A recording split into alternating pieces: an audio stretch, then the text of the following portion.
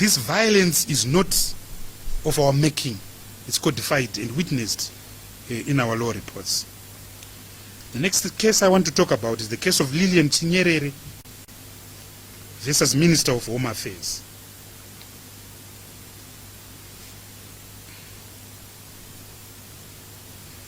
The citation is HC 11969 of 2016.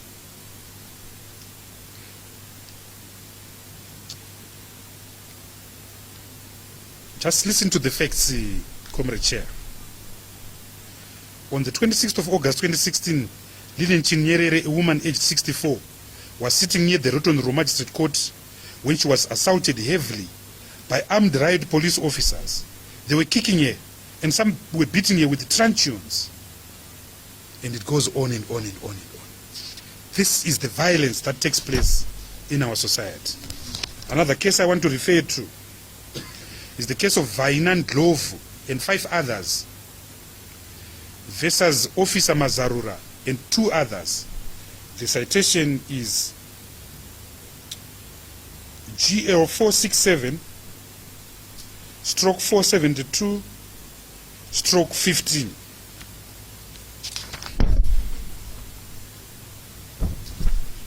Can I also refer to the case of Sophia Tagwirei versus Officer in Charge Triangle and 2 others, Chired's Magistrate Court. The citation is GL 184/2015. This is violence in Masvingo Province. Can I also refer you to the case of Ellen Muteiwa versus Officer in Charge Masvingo Province, and the citation is GL 208/50. And I also refer you, Mr. Chairman, to the case of Gertrude Changwesha versus Officer in Charge Triangle and 2 others. Again, Masvingo Province. The citation is GL 201/15.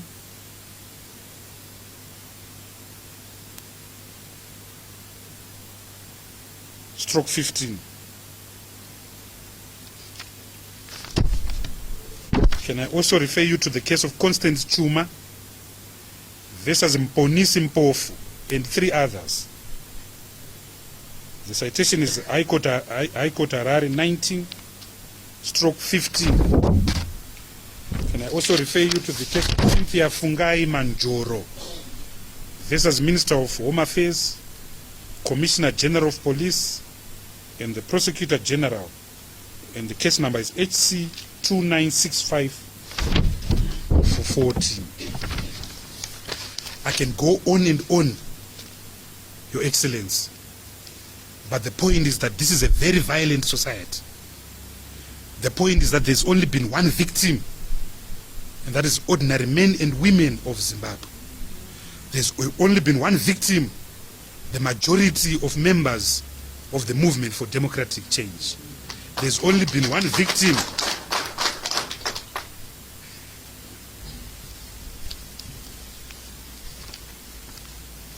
on the 11th of March 2007.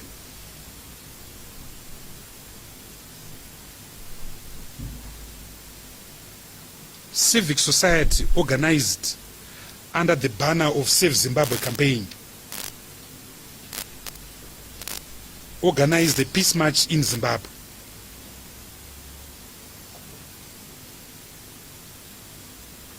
Which was sanctioned as it were by the police in terms of Section 6 of the Public Order Security Act, POSA. I was part of that crowd. Professor Maduku was part of that crowd. The peace march was supposed to take place at Zimbabwe Grounds in Highfield. Zimbabwe Grounds is a famous ground that we use here in Harare in particular, whether liberation people or us pro-democracy people. It's like the home of our freedom. We were arrested, Comrade Chair, and put placed inside a police station, Machipisa police station, in broad daylight. We were, to say assaulted is an understatement. We were butchered by members of the Zimbabwe Republic Police in broad daylight. They were using anything and everything that they could use. The Shambok, Comrade Chairperson, I don't know who invented that Shambok.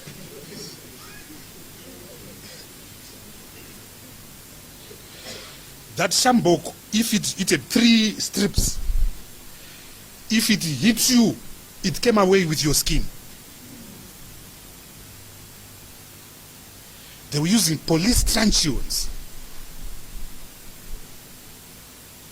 Morgan Changirai was left for dead.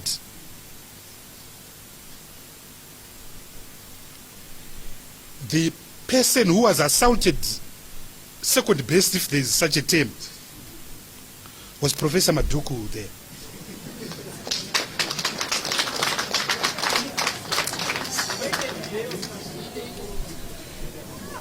Comrade Chairperson, they took a belt.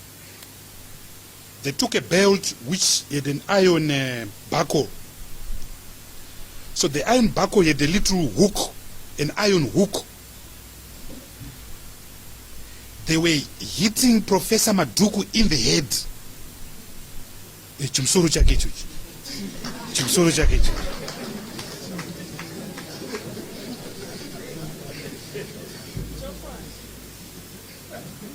So they were referring to his head, saying his head. His head. Yes. Yeah.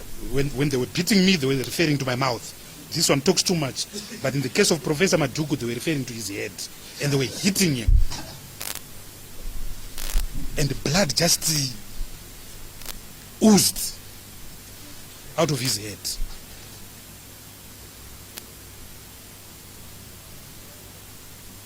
When they were beating us, they were busy shooting people outside.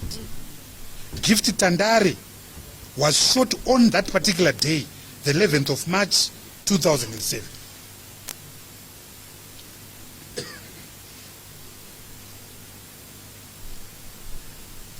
We were taken to Harare Central Police Station, across the road, Mr. Chairperson.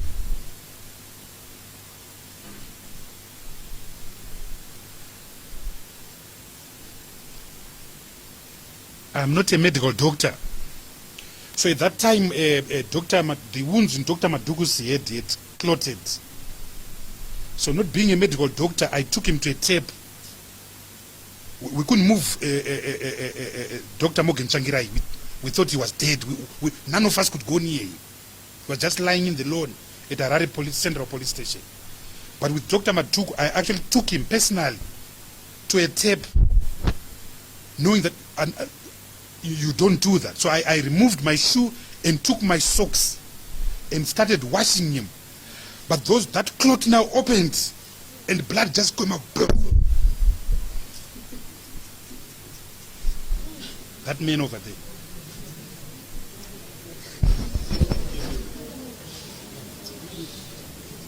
On the 11th of March, we were taken to hospital to the Avenues Clinic, where we stayed for a few days. They wanted our wounds, the swelling, to heal a little bit before they took us to remand court. So after like 3 or 4 days, they took us to remand court, court number 6 at Roton Row.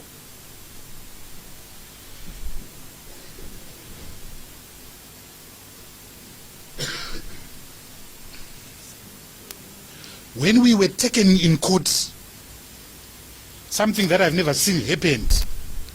Both the magistrate and the prosecutor, Miss Yambi, she's very senior in the National Prosecuting Authority, both the magistrate and the prosecutor broke down and refused to hear our case and said, go back to hospital.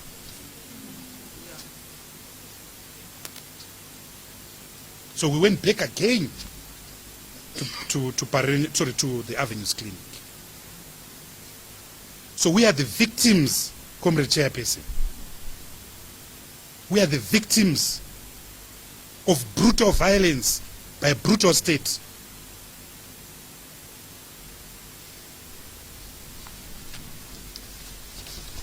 On the following week, the 18th of March, at Harare International Airport, Advocate Nelson Chamisa was leaving the country as a member of parliament for a meeting in Brussels of the ACP, when he was brutally assaulted at the Harare International Airport in broad daylight and left for dead.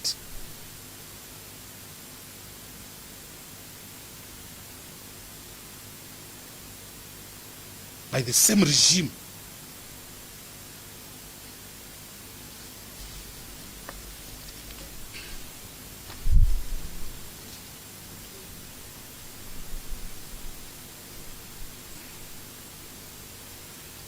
So your term of reference number 1 says to inquire into the circumstances leading to the 1st of August 2018 post-election violence. These are the circumstances, Comrade Chairperson. These are the circumstances. We are dealing with a violent state, a state that has no respect to the dignity of the person, a state that has no respect to the right to life codified in Section 48 of the Constitution of Zimbabwe. A violent state, a predatory state.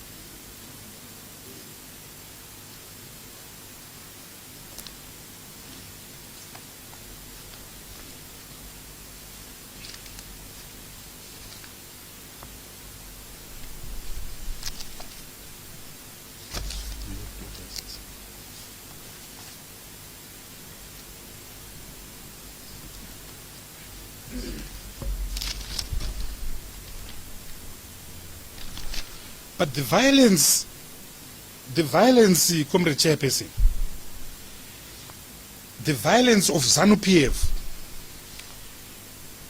has not been monopolized to us in the democratic movement and to ordinary people in Zimbabwe. It has also been violence targeted at internal forces.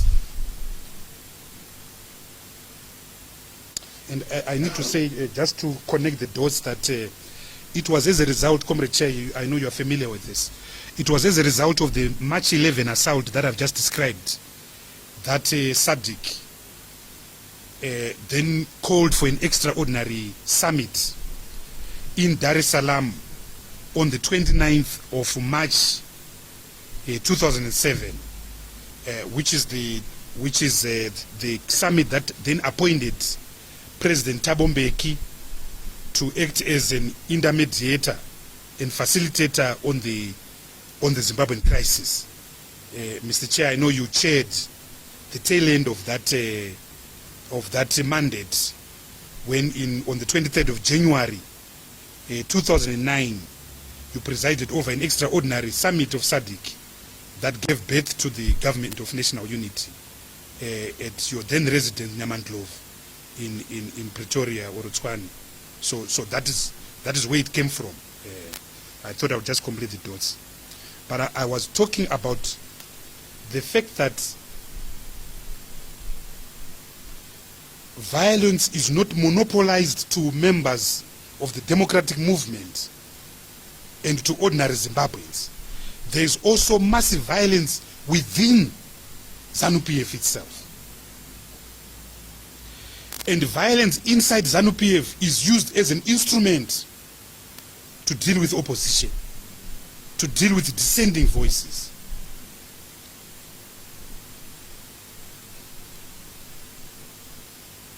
On the 23rd of March 1975, the then leader of ZANU, Advocate Chairman Herbert Chitepo, was killed in Lusaka. There are various reports about who killed him, including books. But Mr. Chairperson, I know you know that the Zambian government set up a commission of inquiry a judicial commission of inquiry whose findings are very clear. Herbert Chitepo was killed by his own comrades in ZANU-PF.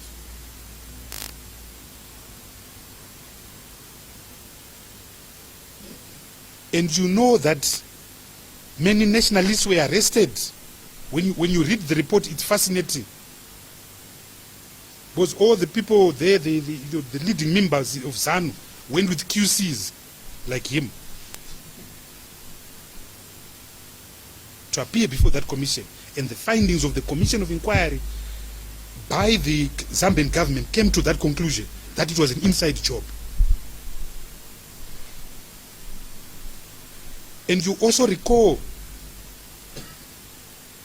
that before the assassination of Chitepo, there was a rebellion in ZANU by young military officers led by Thomas Nari. Hence it's known as the Nari Rebellion.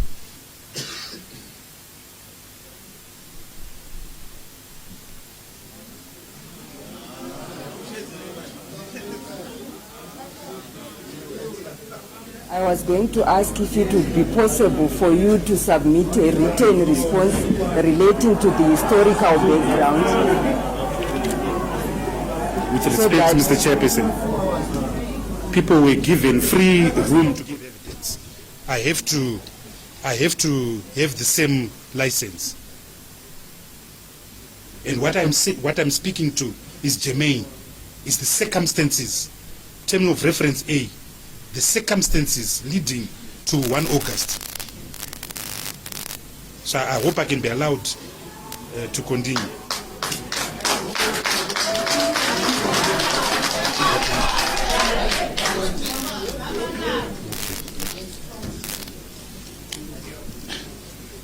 So what happened was that these two boys, Thomas Nari and Badze, led a revolt. They were very junior officers. So they led a revolt against the senior ZANU hierarchy. And their cry was that, look, we are living in poor conditions whilst the chefs are enjoying. You know, they're spending money, they're doing what? So these boys revolted and went against their senior leaders and did many things that included capturing the wife of Commander Tongogara, Josiah Tongogara. A battalion then came from Tanzania. ZANU then sent a battalion led by Solomon Mujuru to put down these youngsters. Many of them were shot, Comrade Chair, violently. But it is what happened to Badze and Thomas Nari that I want to talk about. So what happened was that when the rebellion was put down,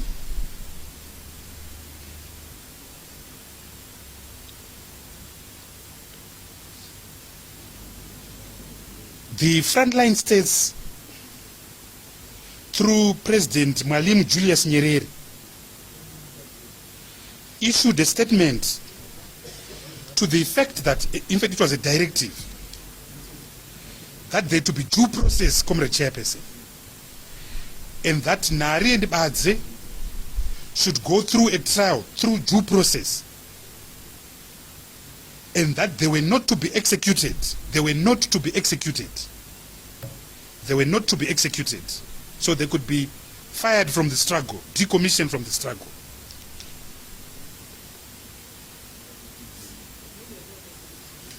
What happened, Comrade Chair, is said, they were tried, they were convicted, they were decommissioned. That was the official sentence. That was the official sentence. But the actual sentence was that in the middle of the night, 10 or 15 of these boys were taken to a place called Chifombo in Zambia. Pits were dug. They were put inside like we see in Western movies, and their heads remained. Then ZANU-PF took axes and hit them on the head, executed them. They were left for days to be eaten by scavengers in Chifombo in 1975.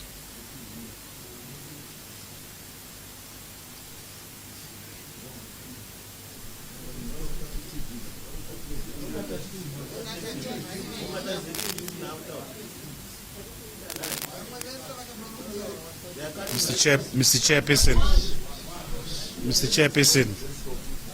Chairperson, I'm being advised that the Zimbabwe Broadcasting Corporation has cut its live coverage.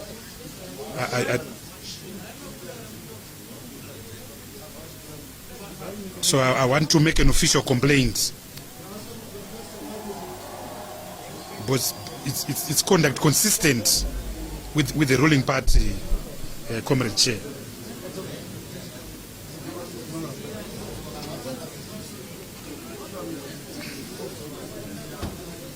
In 1977,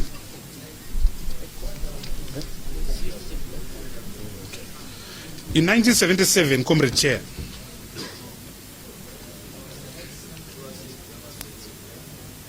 let me just give a quick what happened is that in 1975 the Mozambican front was opened.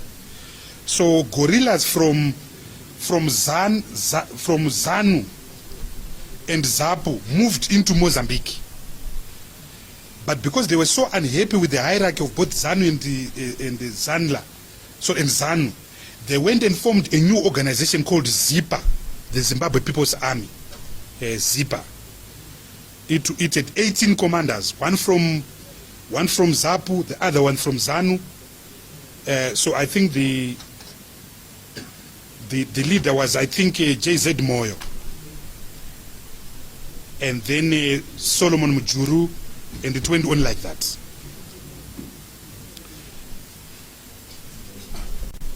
When President Mugabe was released from prison, ZIPA, Comrade Chairperson, did not recognize President Mugabe.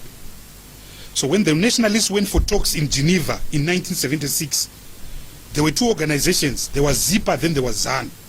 So the nationalists were not happy with that. So what they did was in January of 1977,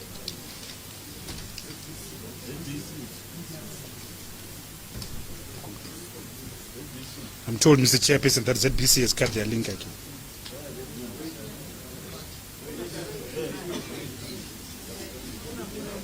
Mr. Chairperson, ZIPA at the time was led by these young radicals. That included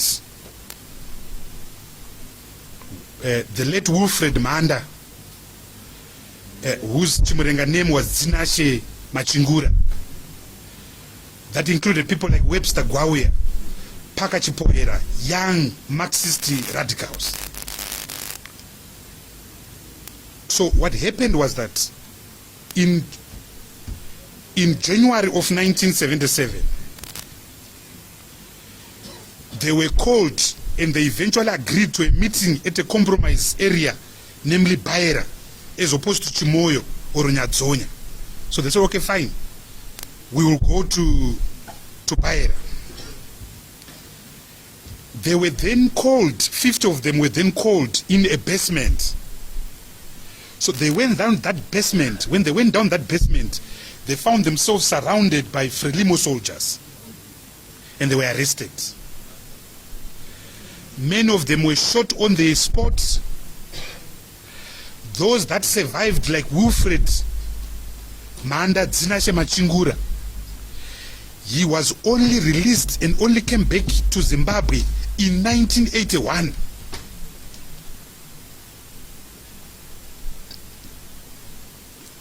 Over almost 2 years after independence. And only because a German crew of journalists had discovered that there were some guerrillas who were still detained because they put they'd been put in northern Mozambique, in a forest where they couldn't run away because they were animals. I had the privilege of representing Wilfred Manda. He was telling me that when they were in prison, they used to be fed rice cooked with stones. So when you are chewing it, you don't know whether you are chewing a rice or a thing. That's the ZANU we know, Comrade Chair, a violent political party. That was 1977. In 1978, senior leaders of ZANU-PF, who included the late Kumbirai Kangai, he later sold out. That's how the hierarchy knew of this. Mukudzei Midzi, Henry Amadziripi, Christopher Mudzingwa, and others, and Rugare Gumbo. Rugare Gumbo is still alive. So they were accused of organizing a coup against President Mugabe. And their argument was that you, Robert Mugabe, you have taken over, but you were not elected at the Congress. Then one of them sold out, as I said. They were arrested, Comrade Chair. Many of them were shot, like the Wilfred Manda group. Some of them were put in detention, like the Wilfred Manda group. A few of them only came back to Zimbabwe, including Rugare Gumbo, way after independence, when again they were discovered by journalists or embassies who knew that there were people. That's before independence. After independence, we have prominent people that have been killed. Sidney Malunga. The famous joke in Zimbabwe is that you will see a black dog, and a black dog is a euphemism for political assassinations. And over the years, there have been many black dogs, Comrade Chairperson, in our political landscape. The most famous of these political assassinations is the assassination of General Mujuru on the 14th of August, 2012.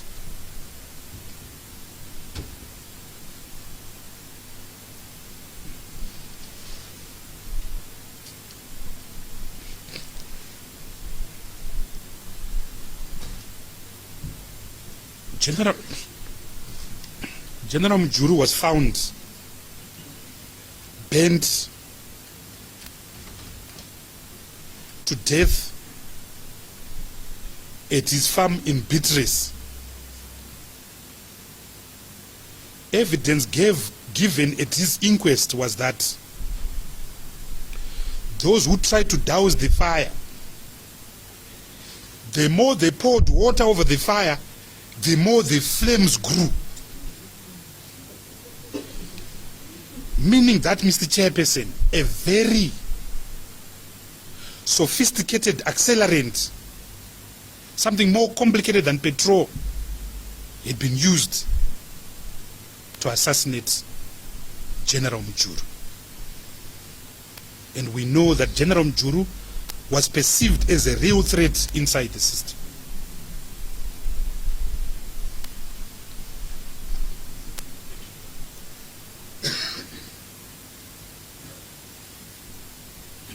I could go on and on internal violence. They've been violent inside ZANU-PF, they've been violent against us, against democratic forces. I want to refer, Mr. Chairperson, to the disappearance of Itai Dzamara on the 9th, I think 9th of March 2015. To date, Mr. Chairman, no one knows where he is. There's a duty in our constitution to protect the citizen. The constitution enjoins on the states the duty to protect the citizen.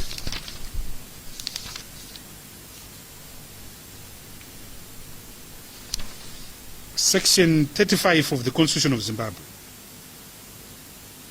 All Zimbabwean citizens are equally entitled to the rights, privileges, and benefits of citizenship. Then subsection 3, all Zimbabwean citizens are entitled to the following rights and benefits. A, to the protection of the state, to the protection of the state. And I would like to contend, Comrade Chairperson, that people like Itai Dzamara, people like all those people that are on that roll of honor that I've submitted, they've been denied protection by the state, which is mandatory, which is obligatory in terms of the constitution.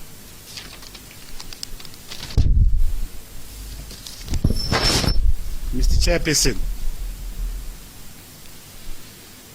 we have been a very peaceful organization that believes in constitutional democratic change. And I want to run through you the history of peaceful constitutional resistance by the MDC, where no one was killed, where no one has been called, where the army has not been called. We've been in the trenches for a long time, peacefully, constitutionally, without any violence, without things that happened on the 1st of August 2018. Way back on the 11th of June 1992, the Zimbabwe Congress of Trade Unions organized a massive demonstration in this country. It was on a Saturday, led by Gibson Sibanda, led by the late Morgan Changirai. There was no violence. People were arrested, and those who were arrested then challenged the then Law and Order Maintenance Act, which said that you needed police permission before you demonstrated, and the Constitutional Court agreed with that. On the 10th of March, on the 10th of December 1998, and 10th December, as you know, Comrade Chair, is International Human Rights Day.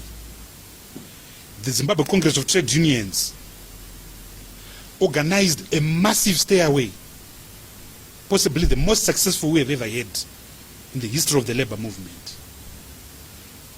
And we now, it was on a Tuesday, we now call it a Red Tuesday. Again, no one was killed, soldiers were not called for, the police contained this. The following year in March, we had other demonstrations against the proposed tax. No one was killed, the army was not called for. In June of 2004, we organized what was called the final push. We called it the final push. So we naively thought that through a demonstration would remove this regime. So we organized this massive demonstration. ZANU countered that. They actually put more people than us. So the net result was that there were thousands and thousands of people in the streets of Zimbabwe. We, the demonstrators, were outnumbered.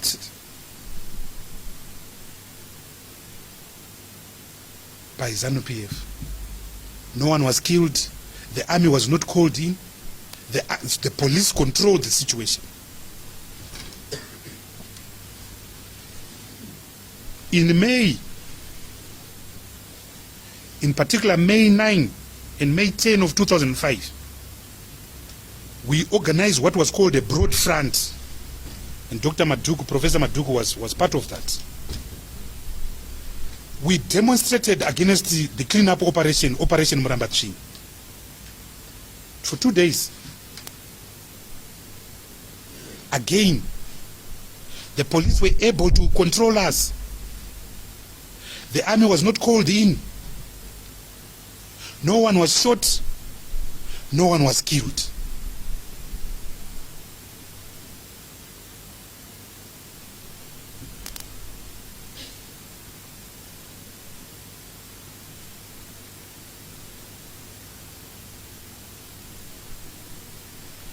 Then I come to the Save Zimbabwe campaign. I've already referred to that. At the end of 2007, we organized ourselves under what was then known as the Save Zimbabwe campaign.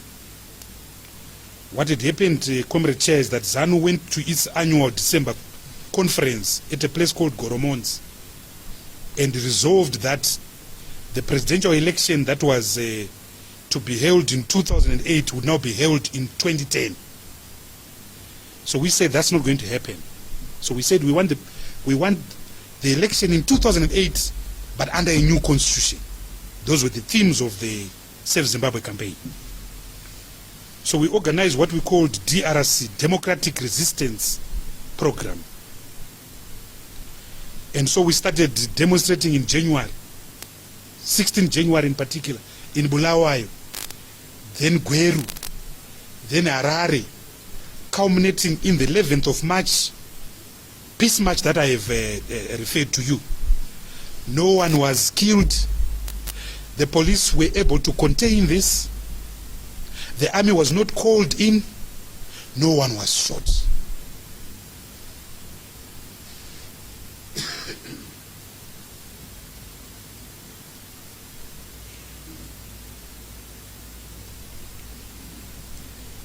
And there were many other demonstrations. There were many other demonstrations throughout this period. Many led by the NCA through Dr. Maduku, who is there. No one was killed. No one was shot. And the police was able to contain the same.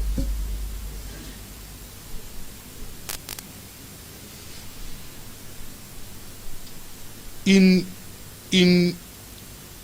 July of 2016,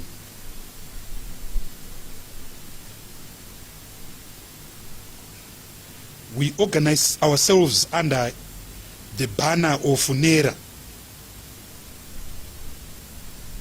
National Election Reform Agenda, in which we were demanding electoral changes. NERA was expanded to include other parties. It became known as ZINERA. We organized demonstrations, Comrade Chairperson. A big one which was held on the 26th of August, 2016. Big demonstration. Again, the police were able to contain it. No one was shot. No single window pane was broken. The army was not called in. And it was because we were increasing the frequency of these demonstrations. That is when the government or the police on the 1st of September 2016 banned for 3 months the happenings of the holding of public processions in Harare using Section 27 of the Public Order Security Act. So we challenged that, and fortunately the Constitutional Court agreed with us. But again, no one was killed. On the 5th of June 2018, just this year, on the 5th of June 2018, a month before the election, as MDC Alliance, we organized a massive demonstration. There were probably 40,000 people, and their videos, Comrade Chairperson. We marched from Africa Unity Square .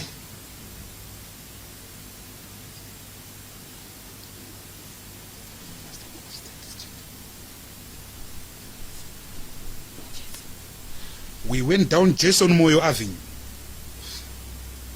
to the head office of the Zimbabwe Election Commission, ZEC. We stood there whilst our leaders went and handed a petition. We marched back, this time through Samora Machel Avenue. Samora Machel Avenue is very significant because that's where the government offices are, the Constitutional Court is, the High Court is, the Supreme Court is. No one was hurt, no one was injured. The closest we came to violence was that we did press-ups in the street. Nothing else. The police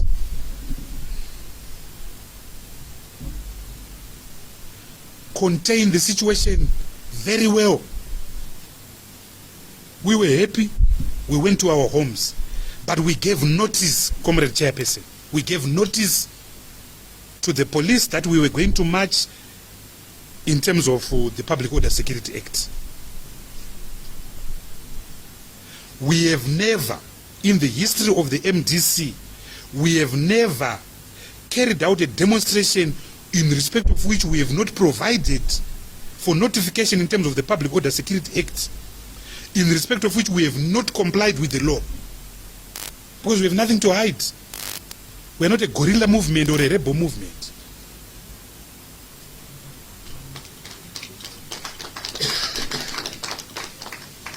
On the 11th of July 2018, a few weeks before the election, we gave notification of yet another procession. And again, thousands and thousands of people came.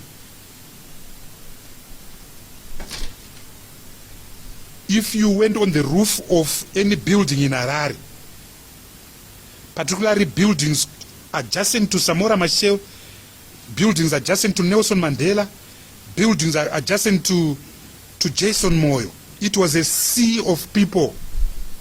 It was a sea of red, of people marching. And that kind of crowd, no police can stop them if they decide to be violent, because they're just too many. But again, we were peaceful. We went to ZEC, gave a petition to ZEC. The commissioners of ZEC ran away. Justice Chigumba ran away. So we saw junior officers. We addressed the crowd there, marched again along Samora Machel Avenue, peacefully, went and was addressed by our leadership in Africa Unity Square.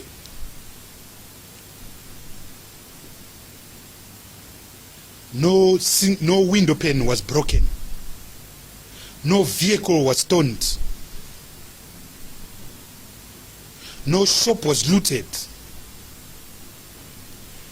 The police were there, they controlled us. No one was shot, and the army was not called on by anyone.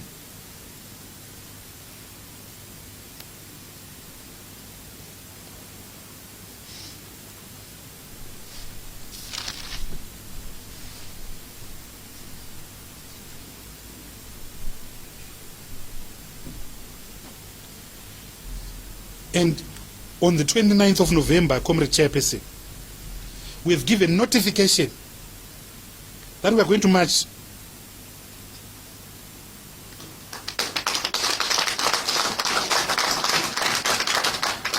Again, peacefully. Again, constitutional. Because Section 59 of the Constitution says we have a right to demonstrate peacefully and constitutional.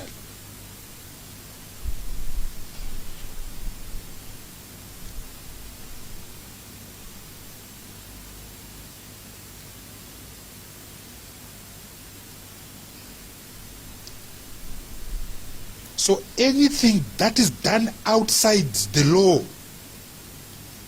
and our organization is full of lawyers, anything done outside the law is not ours.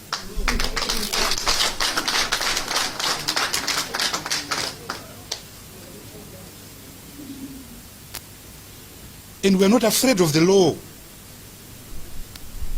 We believe in the law, even though sometimes it lets us down. But we religiously believe in the law. And sometimes, Comrade Chair, we go to court knowing fully that we are going to lose. But we do so because we believe in the law. And that's what we have been for years and years and years and years and years. Even when we were at university, we've been involved in activism since university. We believe in the law. We will not betray the law, even though sometimes it betrays us, but we will not betray the law. We believe in the law. And I want to emphasize, anything down outside the law is not ours, and no one should give us paternity of it, because it's not ours.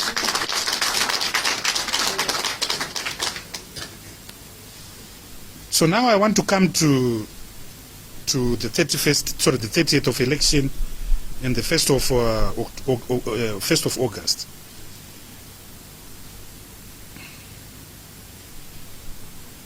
Mr. Chairperson, we ran an extremely difficult campaign. As a movement, we didn't have resources, and also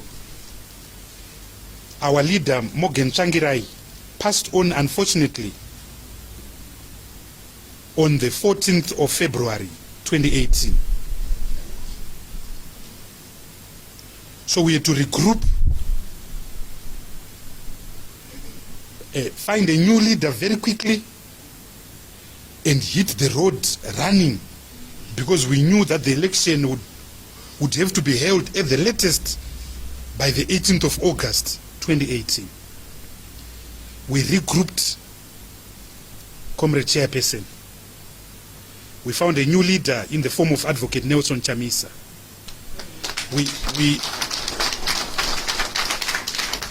We hit the ground hard and running.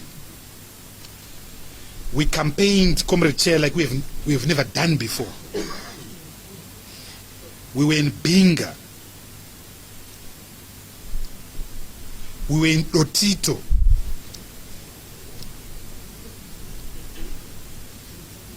We were in Chipinge, in places that can be found by GPS.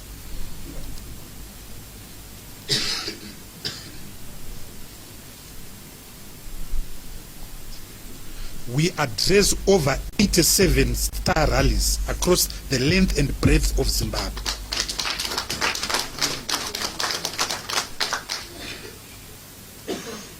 And the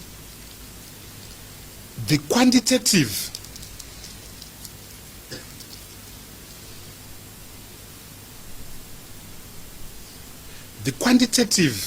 output of our work was there for everyone to see. The massive crowds that attended our rallies, the choking crowds that attended our rallies. In Africa, I think only the ANC can do better than us.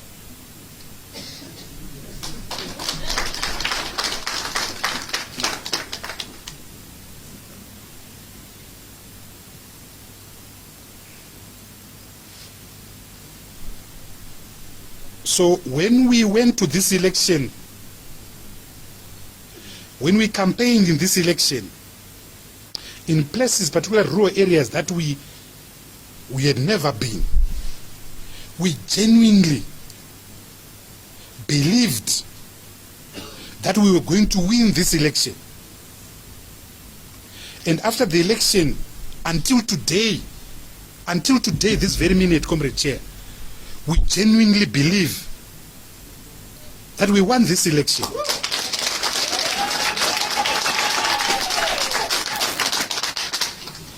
We genuinely believe, Comrade Chair, that Nelson Chamisa won this election as President of Zimbabwe. And that belief, Comrade Chair, is very important. That belief is very important, because there's a behavior of winners and there's a behavior of losers.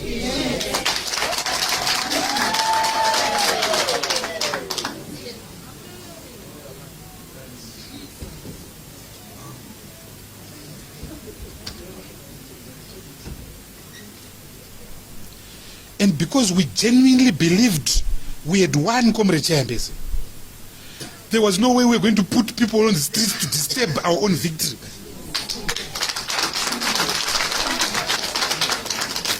There was no way. How do you spoil your own part? In my mother language we say, unodira jecha sei pamchato wako. It's illogical. But those who have lost will disturb the party. And the behavior of ZANU-PF is not consistent with the party that won the election. There was violence on the 1st of August. For the first time in the history of this country, the army were called. Why? How many people were there to justify the calling of an army? I've just narrated, Comrade Chair, the long and consistent history of demonstrations which we have had, where thousands and thousands of people were there. The army was never called because by their very nature, Zimbabweans are not violent. We are not violent. It's not in our DNA. I've been a student leader, Comrade Chair. With Dr. Maduku there, we carried out a lot of demonstrations at the University of Zimbabwe. On 29 September 1989, we demonstrated against corruption. The following year, on the 29th of September 1999, we had a commemoration of that. The police came in and beat us up, and the university was closed on the 4th of October, and students were chased away. There is now a bar at the University of Zimbabwe called the 4th of October bar. But in those instances, there was no chair broken, there was no window broken. Now, we are now accused of doing things that we couldn't do when we were 22.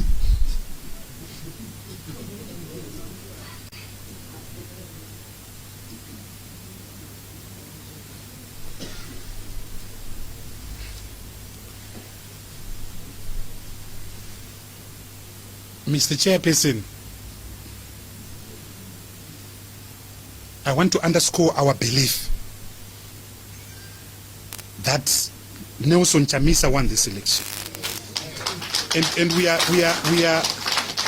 I say this with great respect to the Constitutional Court judgment. I'm not in any way mouse-sitting the Constitutional Court judgment. But I have to pose the question that Mr. Mnangagwa was declared the winner. But even as I sit here right now, Comrade Chair, I don't know the result. Was it 50.8, which was recanted by ZEC? Was it 50.6, which again was withdrawn by ZEC? Was it 50.4, which again was withdrawn by the Zimbabwe Election Commission? And the Constitutional Court judgment doesn't say Mr. Mnangagwa won by 50 point what. All we know is that the judgment says he met the 50 plus 1 threshold, but without knowing how much. And from where I'm sitting, Comrade Chair, once ZEC, because what happened was we filed a constitutional application and said your result of 50.8 is wrong. ZEC then agreed with us and said, yes, we agree with you. It's not 50.8, it's 50.6. Then we filed other papers, they said, no, we agree with you, it's not 50.6, it's 50.4. Now once ZEC does that, Comrade Chair, the onus is now upon them to justify their result now. Because we have prima facie shown that the result is wrong. So the onus is no longer on us.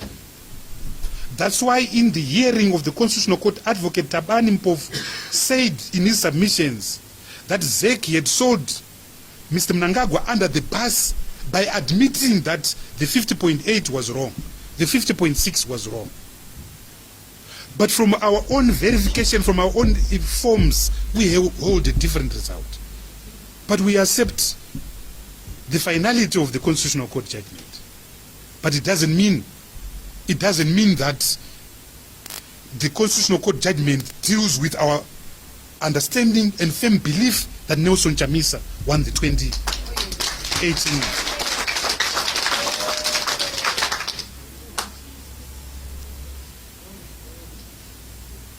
So, I want to come to the election was held on the 30th of July. So, when the election takes place, at the polling station level, results are counted results are added up of every election that would have taken place at that polling station, meaning the local authority election, the parliamentary election, and the presidential election. These results are then collected in a form called a V11, which in terms of section 54 of the Electoral Act is then posted outside the polling station. That means for all intents and purposes, results are actually announced and declared at polling station level. When ZEC announces formally, they're just repeating that which would already have taken place. And Comrade Chairperson, because the maximum number, we used a polling station-based system, and the maximum number at a polling station is 1,000, which is not a great number. That means that when polling stations closed by 7 p.m. on the 30th of July 2018, most of them would have been through with their counting by 1 a.m. on the 31st of August 2018, because you're just counting 1,000, but in most cases there was no polling station with 1,000. There'll be like 600. In my own constituency, the highest polling station is 700 people. Otherwise it's 500, sometimes 300. And that's not a lot of numbers. And then you duplicate them by 3 for the local authority. So that means that there is absolutely no reason why Zimbabwe Election Commission should not be able to announce results even on that very same day or the next day, because the results are effectively counted at the polling station. Now, we had a background that affected us, and that was 2008. In 2008, we used the same system, Comrade Chair. The election was on the 28th of March 2008. We, through our own systems, through our own parallel voter tabulation, we calculated our results, added them up, and on Sunday, the 29th of July 2008,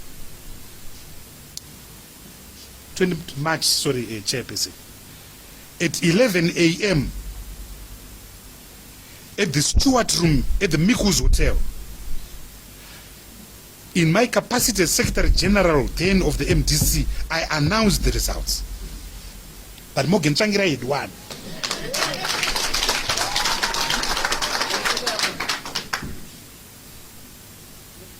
And that's why the law was then amended.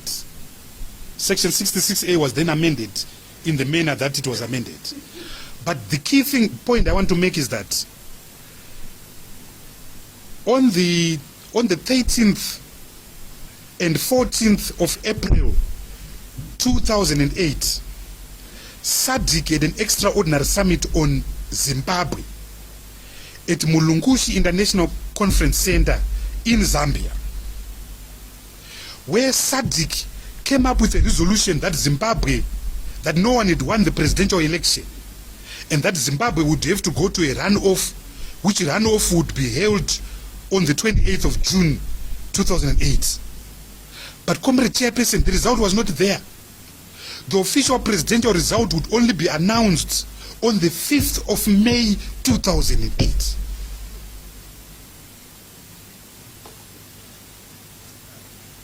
So our fear in 2008 was that we have won this election. The longer they delay, they will cook these results. So they must announce the results now, because they've got them already. That is why I was tasked to do a press conference on the 31st of July 2018, which is on YouTube. And I said the following: which is allowed by the law, Comrade Chairperson. I said, in terms of our own data, in terms of our own evidence, Advocate Nelson Chamisa has won this election. And that's what I said. I said, in terms of our own data. However, we are asking for ZEC, to make the formal declaration. It can't be as clear as Pike stuff. It can't be any clearer, Comrade Chairperson. It can't be any clearer. I'm sure you've been given the transcript, but it's on YouTube. Someone can connect. It's on YouTube. And there's nothing fantastic about these declarations, Comrade Chair. Even ZANU was doing it. Go to the Twitter handle of Mr. Mnangagwa. He sent a tweet on the 31st of July saying, we have won, but we wait for the official announcement. And in any event, Mangwana made the same announcement. Because a nexus, a dubious nexus, is trying to be made between my pronouncement on the 31st of August and 1 August. There's no link at all. There's no link at all. And if there was a link, Comrade Chairperson, then violence should have started in 2008. Because on 29 July 2008, I announced that Morgan Tsvangirai had won.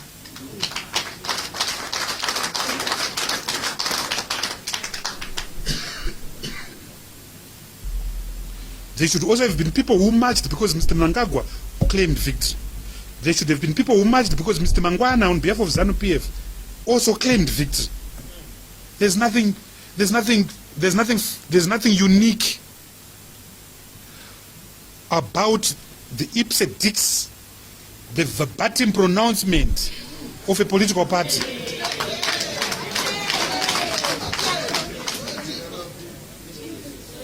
That's the nature of democracy, Comrade Chairperson.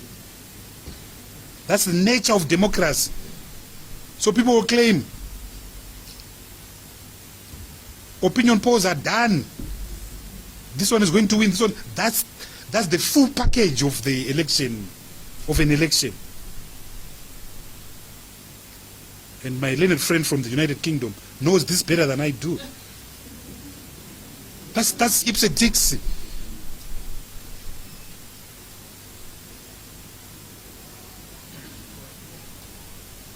That's all. That's all. 1st of August, I was back at work. That was the first time I put on a suit. After an election, 1st of August, the first time I put on a suit, I went back to my law firm to work. When I got arrested, and in fact, I think I need to.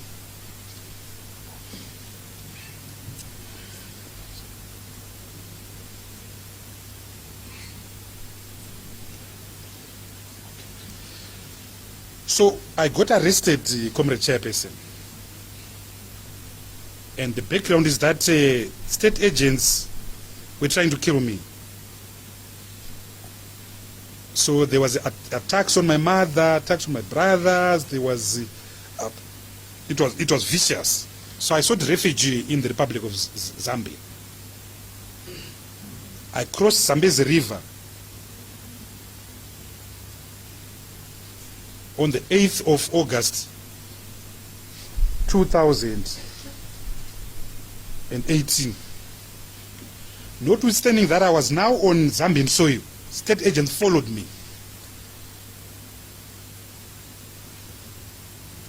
And squashed me, squished me. I don't know why I'm still alive. It's the grace of God.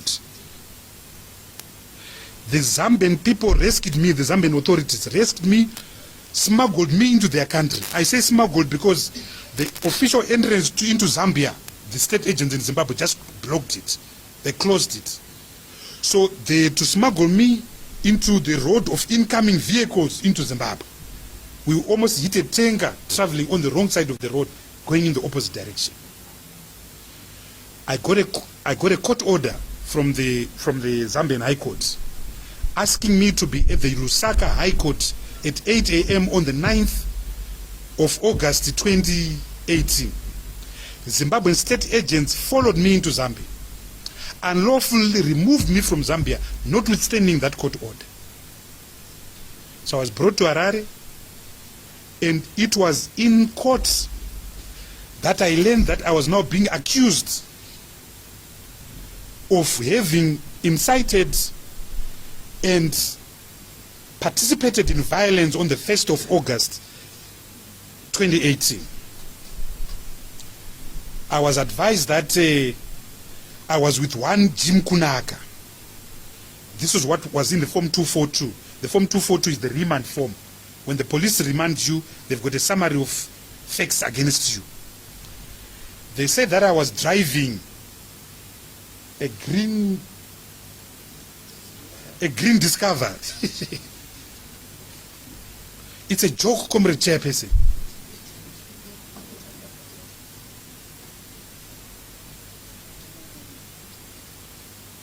I hardly know Jim Kunak physically. I know him as a notorious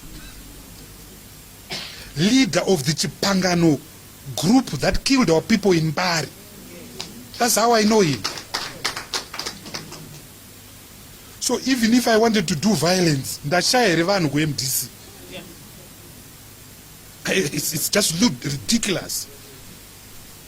So if I want to do violence, is it that there are no other people who That I would have to do it with Jim Kunak. So that I'll go to an extent of doing it with Jim Kunak? Yeah, it's not very proper, but it can pass. So,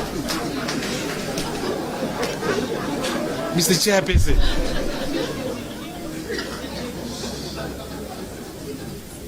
to cut a long story short, they say I was driving a car. I don't even drive myself because I can't see.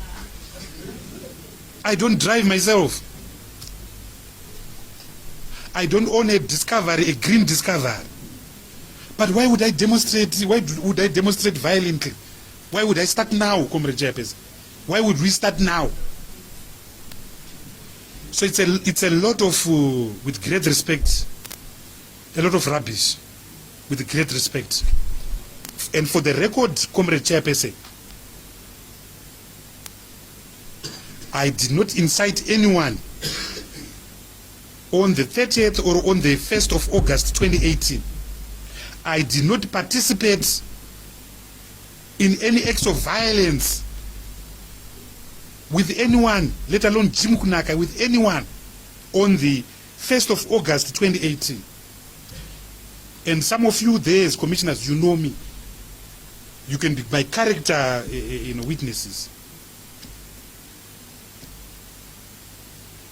And I have no intention of engaging in violence. And I have never engaged in violence. And I won't start now at the age of 52 when I couldn't do it at 22.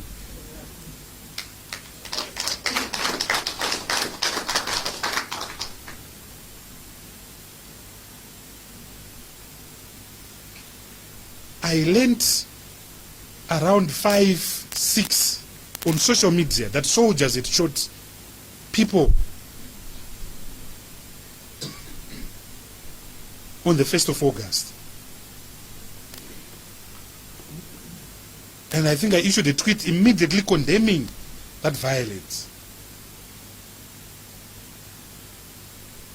On the 2nd of October, so on the 2nd of August, that is when I learned that the police spokeswoman, Charity Charamba, had issued a statement that they were looking for me. And my lawyers, Mr. Mchadehama, went to the law and order saying, we want to bring our clients. And the CID says, we don't know anything about this.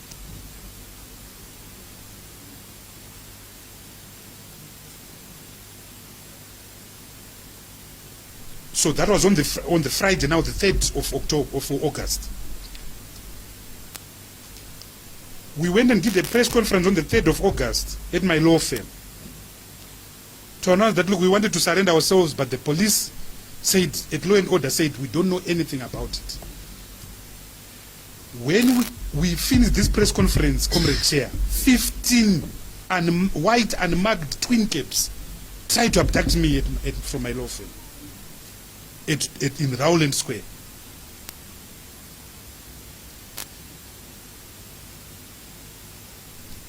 And we were saved, Comrade Chair, because one of the lawyers, they threw himself in front of the car that was in the Junda car that was in front. He threw himself. Nyasha Mnetsi. So that moment gap when this guy, when people say you kill someone, that's how he escaped. On the around 6 p.m., I was called by the National Peace and Reconciliation Commission. They were panicking. They said results are going to be announced at 8 p.m. on the 3rd of August. And we hear that you guys, as MDC, you want to bring thousands of your supporters to protest. So I said to this commission, why would we do that when we believe we have won? And I said, I'm giving you my personal guarantee, my own personal guarantee as TENDAI BITI, that no such thing will happen. And of course, no such thing will happened. But the state security agents had created this fiction. But that is what we wanted to do. And as I said before, we don't do that.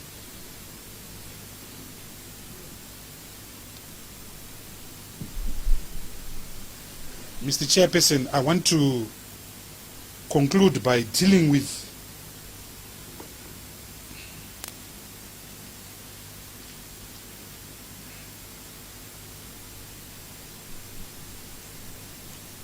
how we see Mr. Mnangagwa's setting up of this commission, his motives. We believe that, with great respect to the commission, that they are trying to use this commission to assault and emasculate the democratic movement.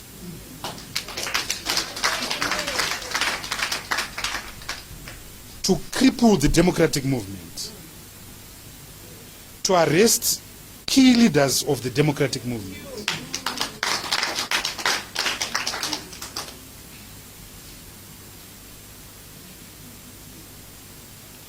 Because they've done so before in the past, Comrade Chair. In 1982, arms of war were found in properties that belonged to ZAP, planted by the regime. Now it's now coming out in books. There's a brilliant book written by a British academician called Stuart Doran, which is exposing this. It's their modus operandi, it's their DNA. And it destroyed ZANU-PF, it destroyed ZAPU. Gukura Hundi, those arms cache destroyed ZAPU. ZAPU was never the same until it was swallowed by ZANU in the Unit Accord of 22 December 1987.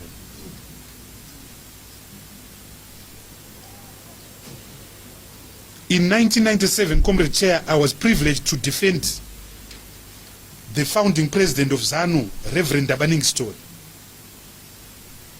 He was tried of treason.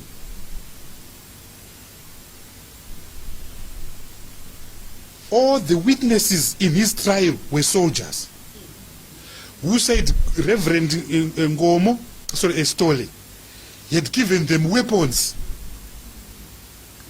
and he had asked them to go to Mozambique to train through Tamandai in Chipinge. One of the witnesses had a pathetic story. He said Reverend Ngomo sent him to wait in a, Reverend Stole sent him to wait in a bush near the National Sports Stadium. Sorry.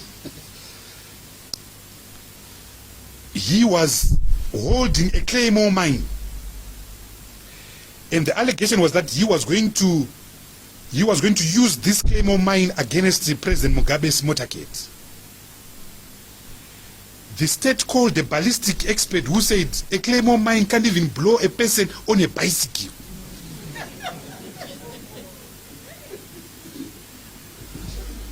There was a video created in that tribe.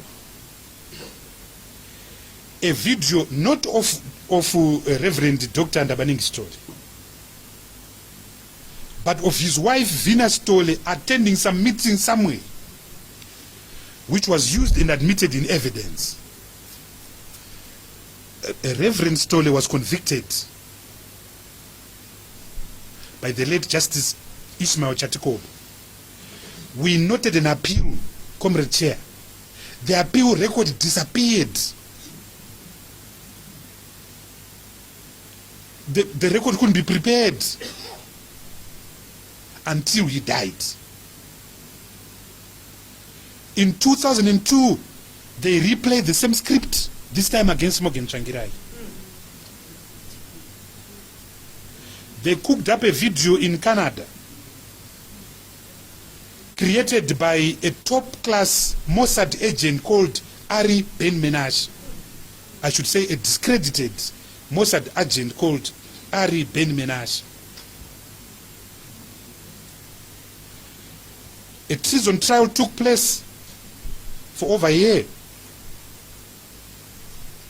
Mr. Changirai was represented by someone you know, Comrade Chairman, the great Advocate Bezos.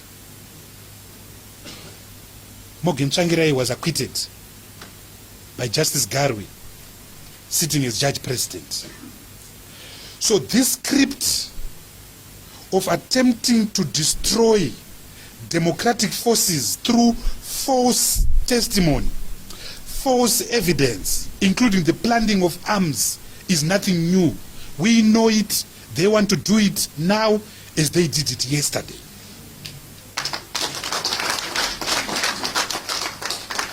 It's ZANU-PF DNA written all over. That's their style of operation. So my prayer, Comrade Chair, and all the commissioners, is that I hope you'll be able to stand up to truth.